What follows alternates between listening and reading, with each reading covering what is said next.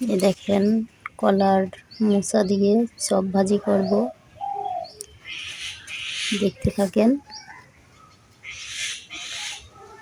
এই দেখেন এভাবে সেকসি করতে হবে, এভাবে সেকসি করে চপ ভাজি করতে হবে। এরকম করে পেঁয়াজ কেটে নেব, খালি পানি দিয়ে ধুয়ে নিতে হবে।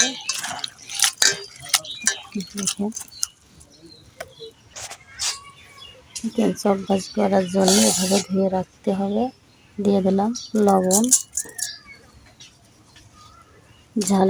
ঝাল কাঁচা ঝাল কাটা, রসুন কুচি,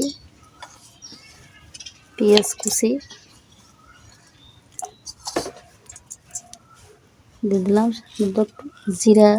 জিরা আস্ত জিরা দিতে হবে বাসটা করে। দিয়ে দিলাম শুকনো ঝালের গুঁড়া, নাড়াচাড়া করতে হবে।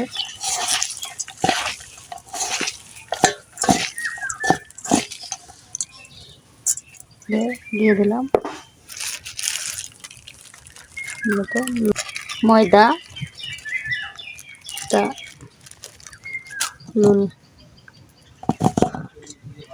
লুড়ার ময়দা, দিয়ে দিলাম চালের গুঁড়া,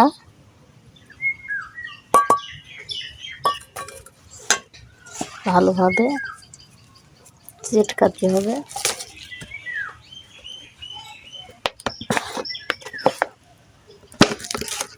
দিয়ে দিলাম একটু হলুদের গুঁড়া,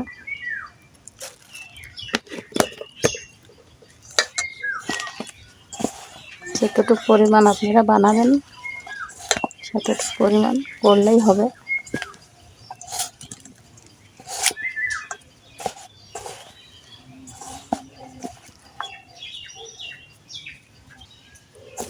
এইভাবে ভালো করে মাখাইয়ে নিতে হবে।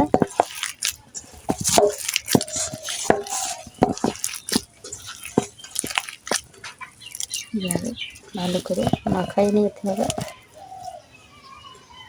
তেলের পরে দিতে এভাবে তেল ঢালিয়ে দিতে হবে।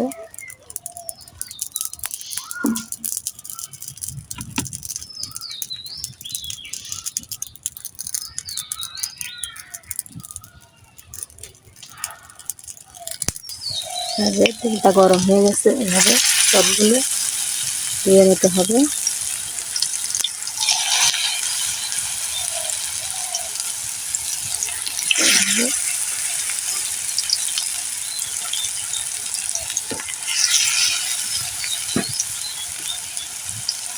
কলার মোচার চপ ভাজি এভাবে করে দিয়ে নিতে হবে।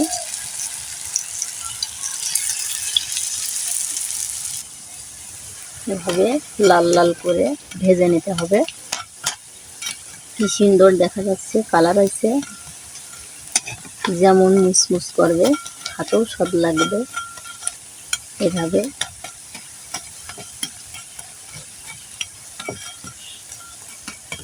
দেখুন, এভাবে লাল লাল করে ভেজে নিতে হবে। দেখেন সবই ভাজা হয়ে গেছে।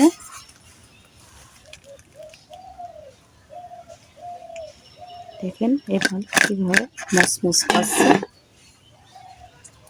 দেখেন কত সুন্দর মচমচ করছে। দেখলে বুঝতে পারছেন খুবই সুন্দর হয়েছে।